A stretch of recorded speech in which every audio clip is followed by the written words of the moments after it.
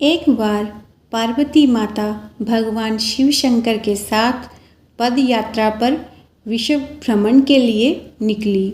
विश्व में अनेकों स्थान घूमने के बाद पार्वती माता थक गई। भगवान शिव से थोड़ी देर विश्राम करने को कहा।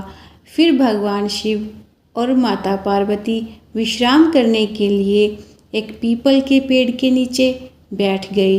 थोड़ी देर बाद भगवान शिव अपनी करवट बदलकर लेट गए, लेकिन पार्वती माता की निगाहें उन चींटियों की कतार पर टिकी हुई थी जो एक स्थान से दूसरे स्थान पर जा रही थी, और चींटियों के बीच रास्ते में पड़ा था एक रेंगने वाला कीड़ा जिसे चिड़ियाँ निरंतर काट रही थी। कीड़ा अपनी रक्षा करने में असमर्थ था क्योंकि चींटियों का एक झुंड था और कीड़ा अत्यधिक पीड़ा में था। वह अपनी रक्षा करने के लिए छटपटा रहा था। पार्वती माता यह दृश्य देख दुखी हो गई। माता कैसे न कैसे उस कीड़े की पीड़ा मिटाना चाहती थी, लेकिन खुद करने में असमर्थ थी। तो पार्वती माता ने कीड़े को इस समस्या से निजात दिलाने के लिए भगवान शिव से प्रार्थना की। भगवान शिव ने जब खड़े होकर उस कीड़े को देखा तो उन्होंने पार्वती माता को समझाया कि इस पर अपना ध्यान मत दो, यह किसी पीड़ा में नहीं अपितु अपने कर्मों का फल भोग रहा है। लेकिन पार्वती माता अपने कोमल हृदय से इस कठोर और पीड़ादायक दृश्य को देखकर काफ़ी दुखी थी। उन्होंने भगवान शिव से उस कीड़े की पीड़ा मिटाने के लिए लगातार प्रार्थना की, लेकिन भगवान शिव भी उन्हें यही समझाते रहे कि इस दृश्य पर ध्यान मत दो, यह अवश्य ही अपने कर्मों का फल भोग रहा है।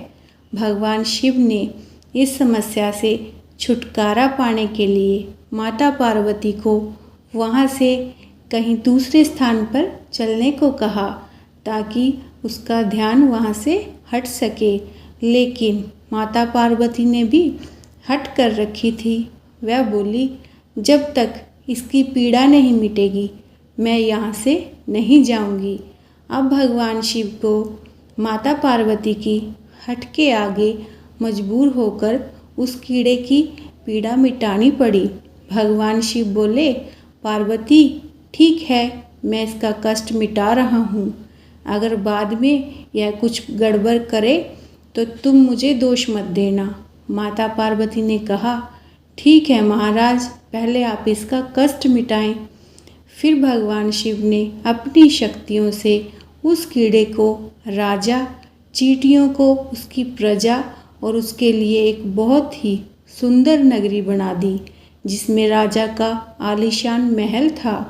अब यहाँ से उस राजा की वास्तविकता शुरू होती है, जिस कारण उसे एक कीड़े के रूप में पीड़ा मिल रही थी।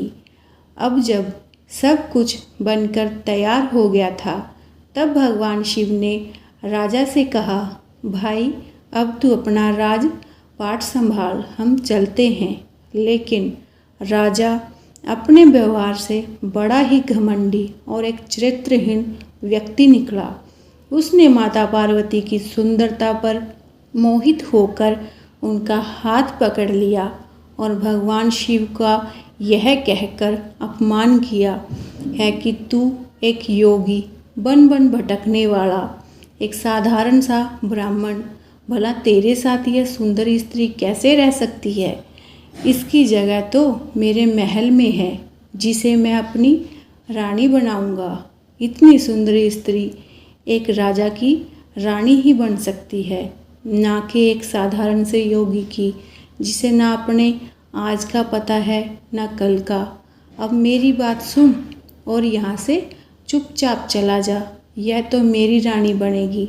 भगवान शिव ने राजा को बहुत समझाने की कोशिश की और बोले, ये मेरी पत्नी है, तू अपना राजपाट संभाल, तुझे हजारों रूपमती मिल जाएंगी।